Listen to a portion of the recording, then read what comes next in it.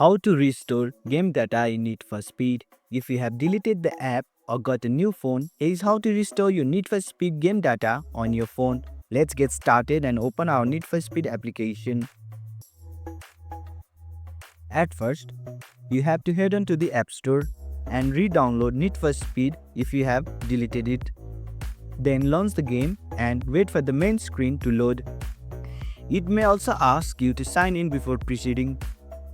Tap onto the sign in and choose the same account you previously linked, like Facebook, Google, or your EA account. Tap in and sign in. Choose the same account you previously linked.